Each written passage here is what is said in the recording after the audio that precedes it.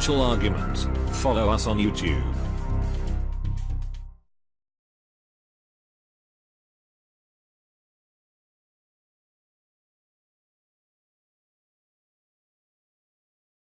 I'm Kenneth Amaduri, and I'm joined today with special guest John Rubino. We got a myriad of things to talk about. Gold is up, $30 in less than 2 weeks. The dollar is showing increasing signs of weakness. The dollar index dropped below 94 today for a short period of time, and keep in mind it was at 103 not too long ago. And so much to talk about. The collapsing central banking system, the U.S. problems, global central banking problems. To talk with us about this today is John Rubino. John, thanks for coming on the line with me. Hey, Kenneth. So this is our first ever video. Well, I'm enjoying doing these videos. It's a little more personal.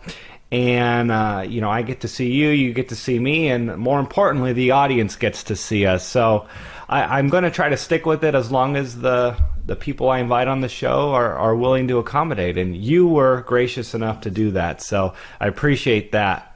So let's get right into it. The Fed is leading the way with raising the key interest rates. They've been doing this.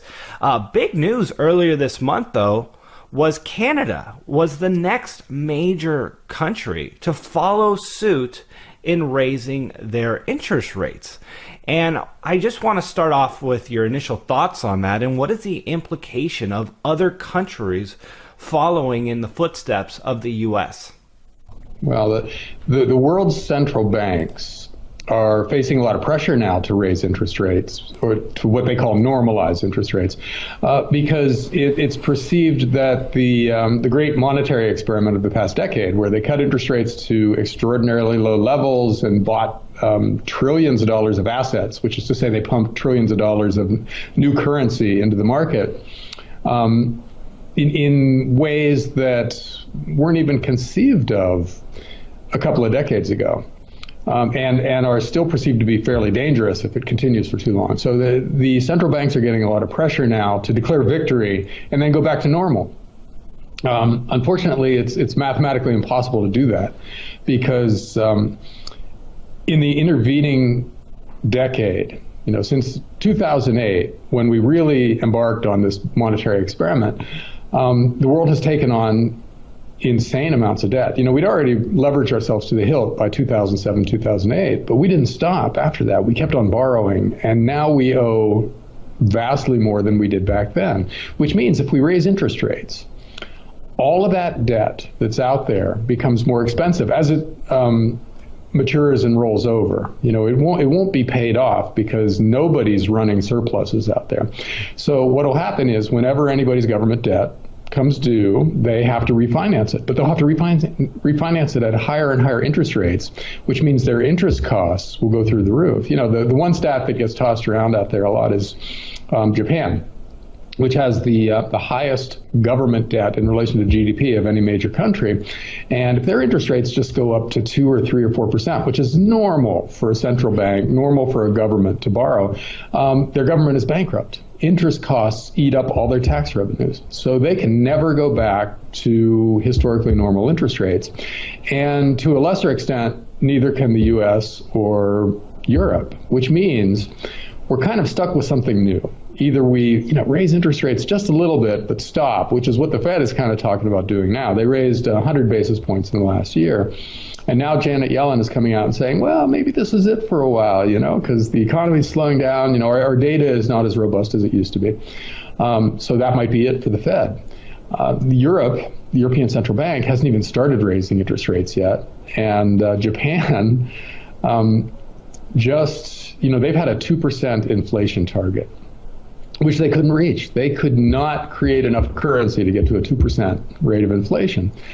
And they just abandoned that target going forward. And I'm not sure exactly what that means. But the point is that everybody wants to normalize. They want to get over this negative interest rate, massive QE kind of thing that they've got going.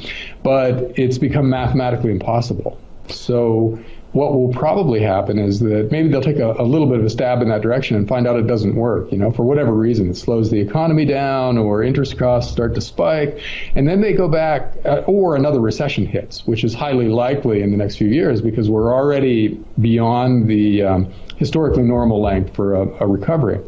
So when any of those things happen, we'll be right back in massive QE, negative interest rate territory, only on an even bigger scale. And that's probably the 2018-2019 story, where central banks just give up and start flooding the world with currency again, or continue to flood the world with currency. At that point, all bets are off, I think. John, then I guess my question is the dynamic between these foreign countries and the U.S., and it seems like like you said, they're having a lot of pressure to raise interest rates, a lot of these countries, and they're needing to act in similar fashion. So the U.S. is raising interest rates, and some of these other countries are having to do so to sidestep some consequences. Of course, it's a two-edged sword. So I guess give us the understanding. Is the U.S. the horse, and are the rest of the countries the buggies in this sense, or is everyone acting autonomously? Well, there's been kind of a gentleman's agreement for the past decade in which the central banks of the world cooperate to lower interest rates at varying rates at varying levels around the world. But we were all going in the same direction. And now all of a sudden the U.S. has departed from that. And it's not clear what the ramifications of that are, because if U.S. rates continue to go up, other things being equal, that makes the dollar a lot more attractive, right? If you can get 4% on a U.S. Treasury bond and only 1% on a German bond, then it makes sense to get that 4% yield. You got to get dollars to do that, so it makes the dollar stronger, other things being equal. And that's problematic for U.S. companies, and which can't sell to the rest of the world if they're pricing their stuff in ever-increasing dollars. So we can't go that route alone for too much longer, or it would spike the dollar. And it would also cause instability in the rest of the world. If the euro tanks, which is the opposite of the dollar spiking, it's the same thing, because currencies move against each other. So if the dollar goes up, that's the same thing saying the euro goes down, and that creates issues for them too. You could have a lot of terrified capital flowing out of the systems where their currencies are plunging and into the U.S., which, hot money is always destabilizing. So when you see central banks going in opposite directions, you get the potential for this kind of instability. So I think that we probably can't continue with the U.S. raising interest rates much longer if the rest of the world doesn't follow suit. And so if we stop, let's say we stop here, 1.25% Fed funds rate is still extraordinarily low historically. And it means we're encouraging people to borrow more and more money by making money incredibly cheap, which means debt continues to soar, which means we're digging ourselves in an even deeper hole from which we can never dig out, because we can never raise interest rates again, even at this level of debt. But let us have another few years of extraordinary increases in debt, and it just makes it that much harder. So I think the important point here is that we're beyond help. There's no policy that fixes things going forward. There's only a choice of what kind of crisis you want to have. Do you want to keep on pumping out currency until your currency collapses? Or do you want to stabilize interest rates and slow down the growth in government spending at the risk of your economy collapsing because you're not feeding it with new credit? And that's it. Those are our only two choices. We don't have a pain-free middle way to get out of this. John, one of the things you mentioned in our pre-interview here, which I thought was very fascinating, was a second prong to the Fed's fight against deflation. And I'd like you to share that here on this interview, if you would, what the Fed is dealing with in terms of technology. Yeah, they've got a unique problem. On top of all their other self-inflicted problems, they've got technology, which is very deflationary right now. There's a thing called the Amazon effect that's getting a lot of play out there, where Amazon is now starting to sell brand name goods of all different kinds. And that takes away the pricing power of a product line that used to sell in, say, Macy's or someplace like that, where they could demand department store prices and wide margins on their stuff. Well, now if their stuff is on Amazon, everybody can see what the price should be, and nobody's willing to pay the department store price anymore. And so that limits the pricing power of a whole range of companies, and a growing range of companies, which is deflationary, and it also hurts corporate profits. It means they can't make the kind of money they used to be able to make.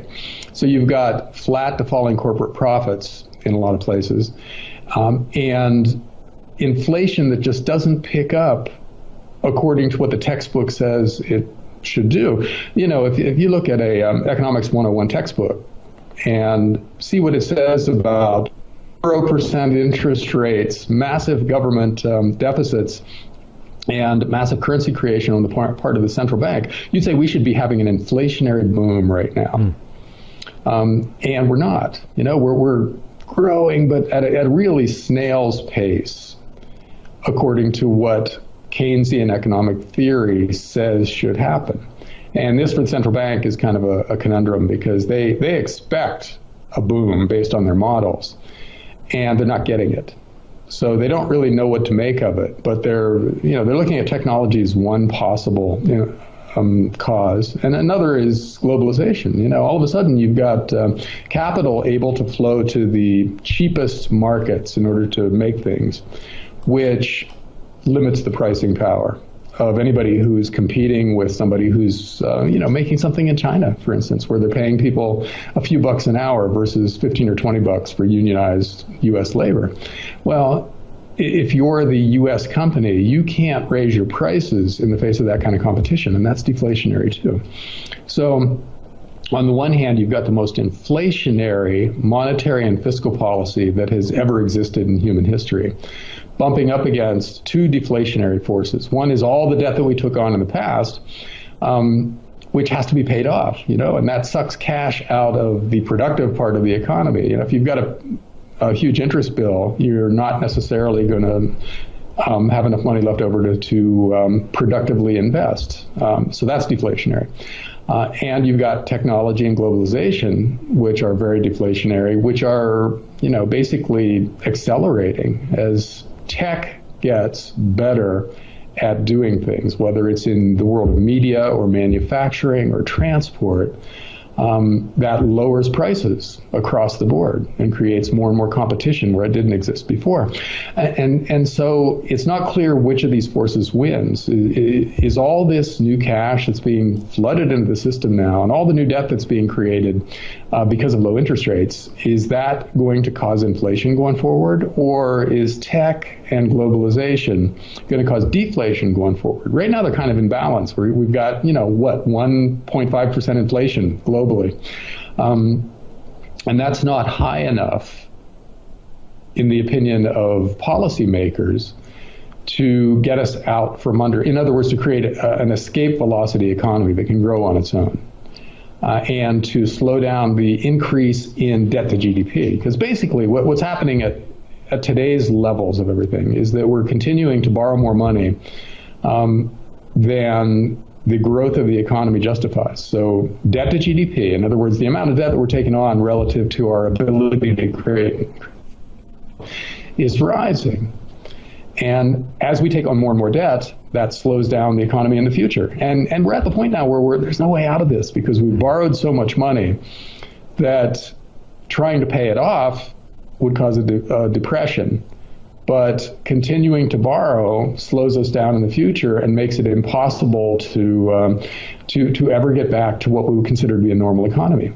So the only thing that's left for us now is a massive devaluation. That's what's out there. Governments of the world are going to have to coordinate a currency devaluation that they kind of spring on the market. Wow. without letting us know ahead of time, because we'll just front run it. If we know it's coming, then we'll all take steps. We'll all buy inflation hedges, basically, and we'll all borrow a ton of money. But if they surprise us with it, and that's kind of Jim Rickards' scenario, where we do a monetary reset and we go back to some version of the gold standard, but at $10,000 an ounce. which is to say that the dollar is devalued to 1/10,000th of an ounce of gold. And we have this huge burst of inflation where, milk that used to cost $3 a gallon is now $10 a gallon, et cetera, throughout the economy.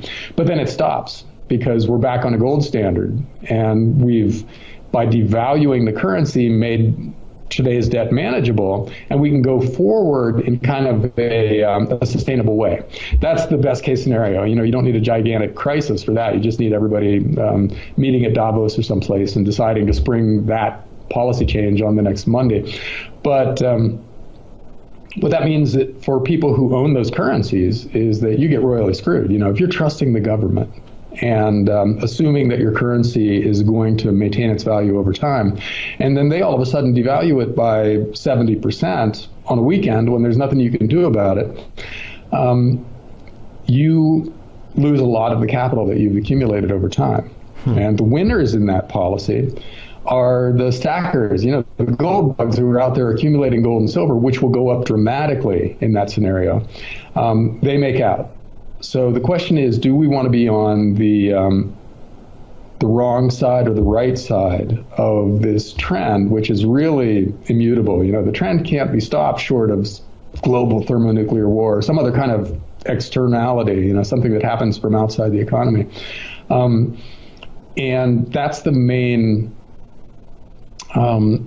selling point for the sound money gold bug investment thesis here, is that we want to get away from, as far as possible, these fiat currencies and not depend on them because we can't trust them, because governments have boxed themselves into the point where there's no solution but to devalue really aggressively and to do it kind of sort of by surprise. So you got to be positioned for it ahead of time because you won't see it coming necessarily when it does come. Okay, John, so you touched on gold a little bit. I want to kind of get a little understanding of what is going on with gold as of lately. It's kind of confusing seeing what's happened, going up, going down. Is it all about the dollar in this sense? Is that what we're seeing? The dollar is obviously down, nearly 9, almost 10 points in the last few months on the dollar index, and gold is up roughly $30.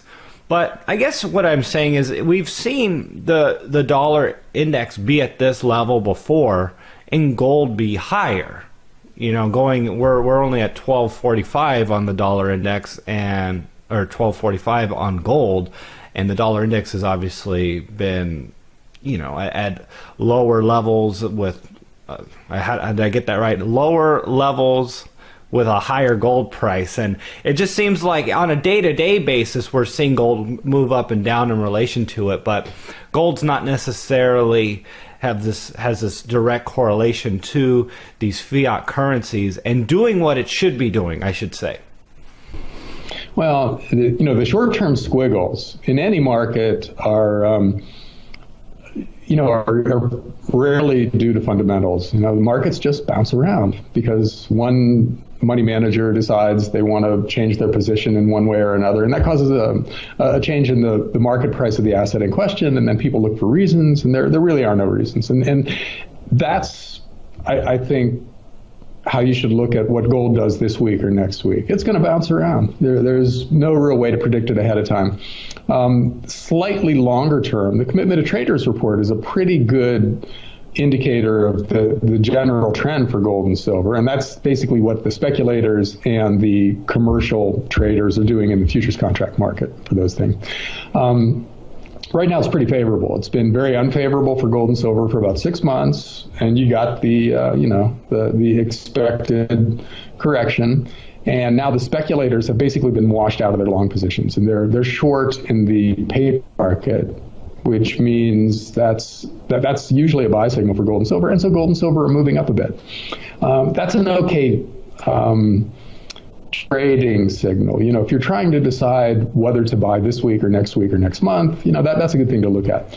Longer term, the whole debt accumulation thing is what matters to gold and silver, because the more debt we take on as a society, the greater the necessity is to devalue the currency to get out from under the debt. And the devaluation will take place against real stuff, of which gold and silver are the best forms of money. They're the best real money because their supply is pretty limited. You can get about 2% more gold and silver out of the ground every year. And that's it, which is more or less consistent with the population increase. So that means they should, based on supply, hold their value over time. And they have. For 3,000 years, gold and silver have bought about the same amount of life's necessities. And that will probably continue going forward. So the people who think gold and silver are going to go way up in price are not so much talking about gold and silver as about the currency that we're using to measure gold and silver. So when you say gold is going to go to $5,000 an ounce in the next decade, what you're saying is the dollar is going to drop by 2/3 in value. And that's highly likely. I mean, we really have to devalue the currencies somehow. And when that happens, gold and silver will get a lot more valuable in US dollar terms and in euro terms and yen terms and yuan terms. But in the meantime, it's really hard to predict what is going to happen this week or next week. And so I think that a better strategy for something like precious metals is just to buy regularly. And if you just dollar cost average, so you're buying a little bit each month, over time, then these squiggles actually work in your favor. If the price drops, that means you get more for the same amount of money this month. And so psychologically, it's a little easier to deal with too. You aren't worried about what your stash is worth. You're worried about how much more you can buy if it goes down. And then eventually it's going to go up. Eventually there has to be this monetary reset. And then when that happens, whatever gold and silver you own will be a lot more valuable because assuming they don't try to confiscate it. That's a whole different part of this story that is also completely unpredictable and which leads to diversification advice. You need to stash your gold and silver in several different places and hope that some of it will survive whatever confiscation is possible. Not probable, but possible. But in terms of market value for gold and silver, that will go up when the currencies of the world are inevitably devalued as aggressively as they have to be.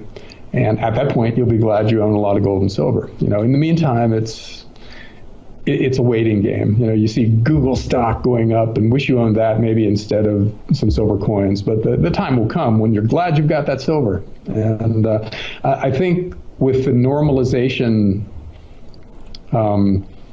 idea coming to the forefront now, interest rate normalization, and its imminent failure. When they try to raise interest rates and it doesn't work, I think that's going to be a kind of a watershed event because there's not going to be anything left but inflation as far as the eye can see at that point. And then it becomes maybe reasonable for governments to think about a coordinated monetary reset. So we might see it in the next couple of years, at which point you'll be glad you own all that gold and silver. I've been trying to remind people about the importance of gold and silver. A lot of people are getting distracted with Bitcoin. We obviously talk a lot about it here at Crush the Street now. And hey, understandably so. Bitcoin has had an amazing move. And I actually called what we're seeing right now gold, a Bitcoin $200 moment. And in 2015, Bitcoin was trading in the $200 range nearly the entire year. And so at that time, Bitcoin was down. People didn't know what's going on with it. It was in this essentially 2-year-long bear market, and it came down a lot, going from the $1,200 range down to the $200 range. And I really feel like that's where a lot of gold investors are now. We have a little bit of a excitement entering the market now that it's off of its December 2015 lows, but because there hasn't been a lot of excitement and we're not seeing new highs, people aren't enthusiastic about gold at the moment. And unfortunately, I think it's going to take gold going to all-time highs before people actually start to give it some recognition. And then the psychology of that market is going to start to affect people, and people are going to be on the sidelines because they're going to want to wait for a pullback when gold goes back to 1900, and then it may not happen. I mean, our most recent example of something going into this hyperbolic bubble phase, and I don't think Bitcoin's necessarily in a bubble, but into that exponential growth phase, when it does that, people start to buy into it, but they're scared to get in because it's happening so fast. And what I'm trying to tell people is it's important to be in early and be able to sit back and not have to panic into it while it's doing its thing. And so I want to just get your closing thoughts on that. And if you want to touch on Bitcoin at all, feel free. Yeah, I think cryptocurrencies are a fascinating idea because they're really in some ways the libertarian version of modern money, right? You know, they're free of government interference to an extent, and they're created by the private sector. They're used by people voluntarily in the private sector, and they're high tech. You know, so they're cool no matter how you look at them, and they're also kind of reminiscent of 1990s tech stocks right now, though, because you're seeing not just the value of the big name coins go up dramatically, but you're seeing what they call initial coin offerings, ICOs, spread out there. And there's something like 900 cryptocurrencies out there at the moment. Not all of them are going to succeed, obviously. A few will. There'll be the Googles and Amazon of that market, and a lot more will be the pets.com and the stamps.com of that market. They'll just cease to exist. Excuse me. So that process still has to work itself out. And then we also have to find out what governments are going to do when cryptocurrencies actually become a threat to national fiat currencies. You know, will governments send, the NSA out to hack these currencies and try to destroy them, or will they try to co-opt them in some way, or will they try to regulate them out of existence? That all has to happen too. We got to figure out where they fit in the global monetary system. Now, what you said about gold's price bouncing around and starting to look like Bitcoins of the last few years is probably true. There's going to be a parabolic move in precious metals because those are small markets too. People forget that gold and silver are really tiny markets compared to the amount of paper that's out there. So if you see just a little bit of financial wealth flow into gold and silver, you'll see their markets spike, their market prices spike. And that's out there somewhere. And when it happens, it's going to be very hard to figure out from the point of view of a person who's trying to time it. If it goes to $1,500 or $2,000, is that a signal or a buy signal? It's not going to be really knowable at the time. And so again, the people who are dollar cost averaging are going to be very relaxed about this because they're buying the same amount every month, and they don't necessarily care one way or another about these peaks and valleys in the gold price chart. But people who are trying to trade this market are going to find it really stressful because the cross currents are going to be extremely unpredictable because they're going to involve governments and big banks intervening in the market, and they're going to involve private sector capital flows around the world that are capable of swamping what governments do. What China and India and Russia are doing right now is buying all the gold every year that's produced by all the world's gold mines. So let a few other countries, citizens, decide they want gold too. And where does it come from? That's not clear. So it could send these things just through the roof. But at the same time, you could see central banks intervening and trying to whack them back down. And this stuff is only vaguely related to fundamentals and isn't really predictable using technical charts because you've got big players coming into the market randomly and then leaving the market randomly. And it's very hard to chart something like that, and it's incredibly hard to look at fundamentals and make any sense out of it. So that kind of a market is not really a trader's market. And with gold and silver, you should really just treat it as, a cash proxy. If you want to have risk-free, long-term capital, that's where you put your money. And then don't think about these price squiggles going forward because you can't predict them and nobody can predict them. And they'll just stress you out and cost you a lot of sleep if you attach to it psychologically. If you tie your happiness to whether gold is $2,500 an ounce or $1,200 an ounce, then you're going to be unhappy because gold is going to do both of those things going forward. and at random times. So just buy a little bit at a time. Same thing with gold mining stocks too, and silver mining stocks. Don't try to time these things in a way that requires you to have some kind of inside knowledge of what's going to happen next, because you don't have that inside knowledge. But look for really good quality mining stocks and buy a little of them at a time, and they will go up more than gold and silver go up. They're a lot more volatile. So when gold and silver really start to run, you'll make a lot of money in mining stocks. But don't try to trade in and out as if you have some sense of what's a high price and low price for these things, because you don't. Just accumulate them, and then when you need that money for some other reason, pull it out and spend it. And you're on the right side of history if you're just in this stuff to an extent. Well, John, I think everyone can agree that you are one of the most articulate and smartest people in our industry. So just in the newsletter world, education world, and doing what you do. So you're a trailblazer, and I want to let you know how much I appreciate you coming on this show and spending some time with us here at crushthestreet.com. Thanks so much. And if you want to share any new information or let people know about dollarcollapse.com, please do so. Okay, yeah, the site that I run that covers a lot of this stuff is dollarcollapse.com, and it's updated daily. So visit anytime, and it'll bring you up to speed with most of